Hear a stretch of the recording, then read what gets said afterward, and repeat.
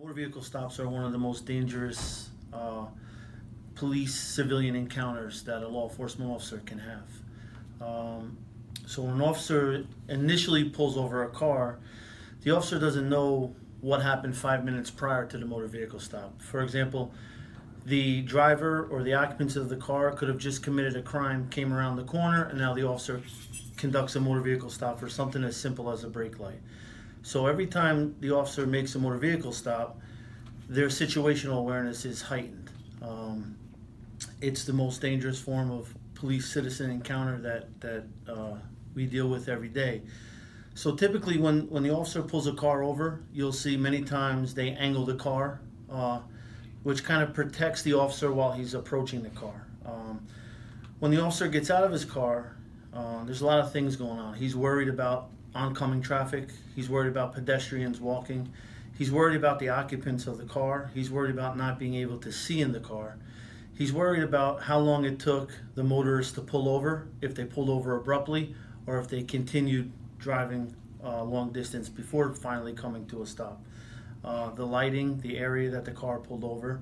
So many times you'll see the officer sitting in the car, and that's because he's more than likely running the license plate, getting back the driver information, letting his dispatch know how many occupants are in the car, sometimes a description of the occupants.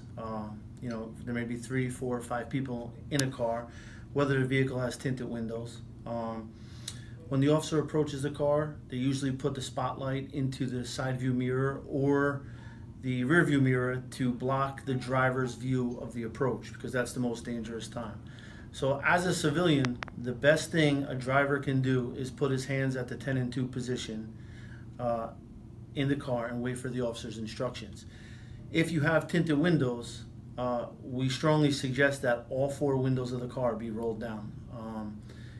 As the officer's approaching the car, anything that he can't see is going to be concerning to him. And a lot of times people don't understand that. They'll be reaching for a wallet, be reaching for their registration and insurance, and all that stuff you can retrieve when the officer requests it. So we just tell people to basically be courteous and polite. Treat the officer as how you would want to be treated.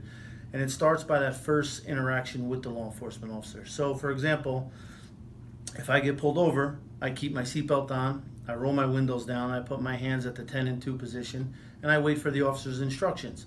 The officer will approach the car either from the driver's side or the passenger side and instruct the driver to get his driver's license, registration, and insurance card. If it is in your wallet, in your back pants pocket, simply tell the officer, hey, it's in my wallet, can I retrieve it? They'll say yes, you get it out. It just makes for that police-citizen encounter much safer. So once the officer approaches the car, they'll request your credentials. And the same goes for the occupants of the car. If you have 3, 4 people in the car, the driver of the car is like the captain of the ship. If the driver of the car is courteous and polite, his passengers are also going to be courteous and polite to the officer. The last thing an officer needs to worry about is passengers in the back seat reaching under the seat because they dropped a cell phone or they're trying to retrieve something that fell to the floor. It's a very nervous situation, at least until that first introduction is met. So once the officer requests your proper credentials, and if the case is where you get a motor vehicle summons, the time to argue that is in a court of law, not on the roadside. Nothing you say at that point is going to change the outcome of the motor vehicle stop. So even if you feel the officer is wrong, you accept that summons and you'll have your day in court to prove that. A lot of times people get verbally combative if they don't agree with the reason they were stopped. We have certain guidelines on why we stop motor vehicles. We're bound by case law, we're bound by criminal law, we're bound by motor vehicle laws, we're bound by guidelines. So even if you disagree with the reason that you were stopped, the time to argue that is in a court of law, not at the roadside. Sometimes people will see maybe two police cars on scene. That's strictly for officer safety. We like to see in the car. Many officers are ambushed and killed every year through traffic stops, not only during the roadside interview, but from oncoming traffic not paying attention. So the officer is scanning his environment for threats outside the car and inside the car. There's a lot to process in a very short period of time.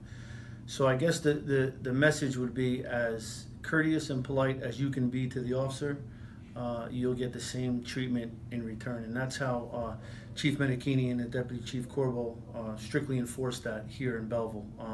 We want to build that community relationship with the public. We do numerous motor vehicle stops every day, and we have very few complaints. Our officers are trained to be courteous, and they're trained to be polite.